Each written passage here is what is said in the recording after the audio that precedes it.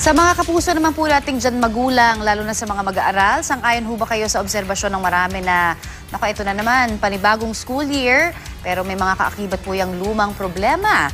At paano kaya ito masusolusyonan naman ng Department of Education? Yan po naman ang pakakatutukan natin kasama si Professor Winnie Monsod. Good morning, Tita Winnie.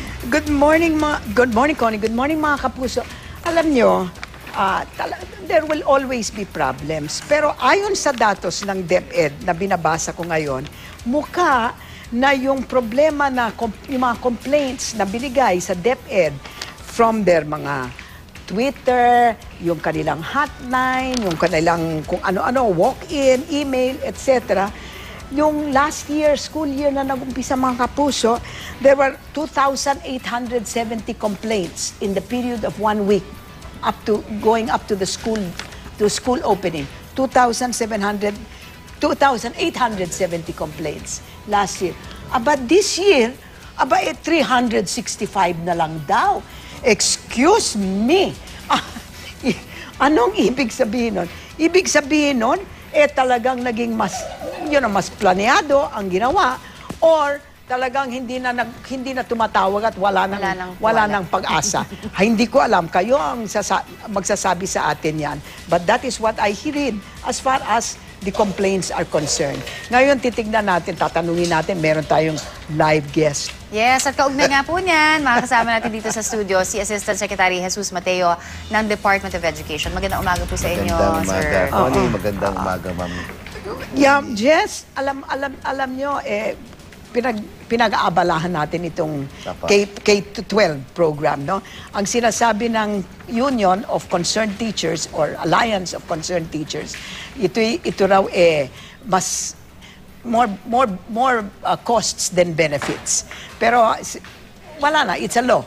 So that's you. But gusto kong malaman, ano ba ang mga problema na ngayon dahil sa the implementation of K-12. Ano yung bagong problema na nakikita natin?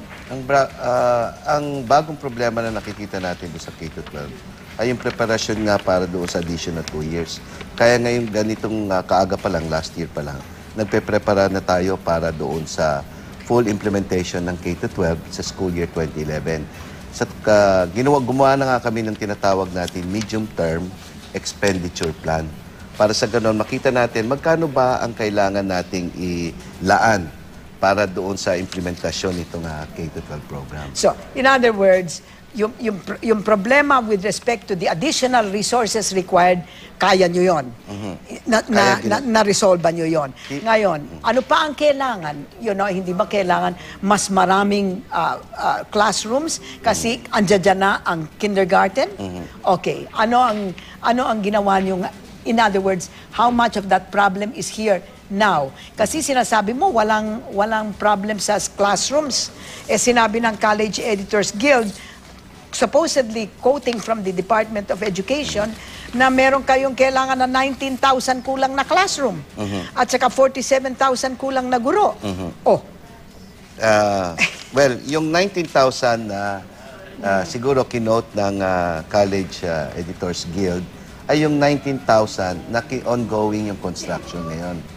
Kung maalala nyo, ma'am, again, 66,800 yung sinimulan natin, tapos nagpatayo tayo ng 33,900. Ang sabi ko namin, 19,000 ang ongoing construction. Okay.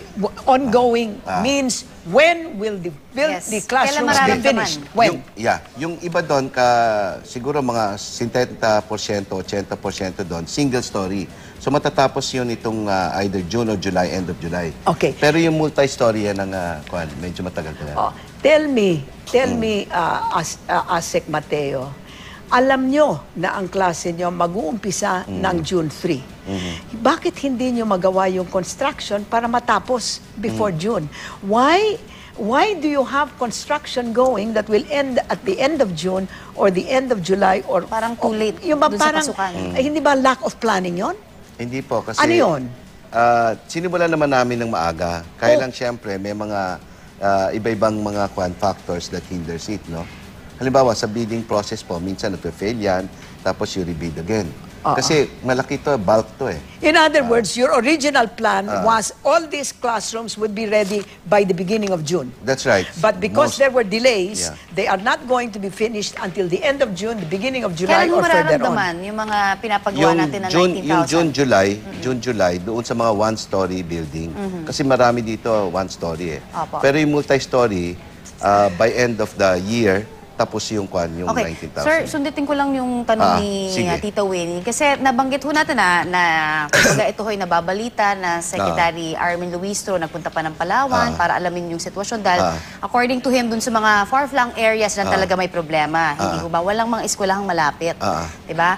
Pero ang tanong ko, bakit nga naman ho, ngayon lang ho nila ginagawang siyasatin yung mga lugar na yon? Hindi ko ba dapat yan kumbaga nasiyasat pag-upo, may mga taong nakapunta na doon sa mga areas na yun. Talagang hindi naman bago yung problema na yan kasi. Hindi, kasi talagang umiikot naman kami lahat, no? Doon sa mga lugar na yon. Kasi nga, sinasabi nga ng mga guro doon, first time raw na nangyayari na isang kalihim ng edukasyon, nakikita nila sa ground. Isang assistant secretary o assistant undersecretary.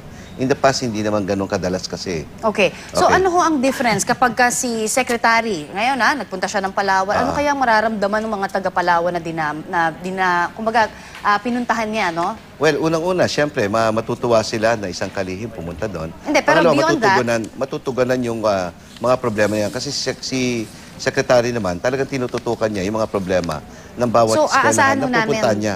yung mga, kumbaga doon sa malalayo.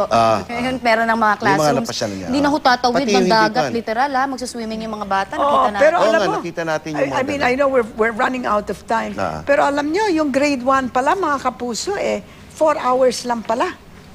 Ngayon, ang 4 hours lang ang school hours. Alright. Wow. Abangan ho namin, Sige. ASEC, yung mga pangako na yan. Maraming salamat muli po kay DepEd Assistant Secretary Jesus Mateo at syempre kay Tita Winnie. Thank you, Tita. Have a nice day. At saka mga parents, pwede ba magtulungan kayo sa mga eskwela ng mga anak ninyo? Tama po yun.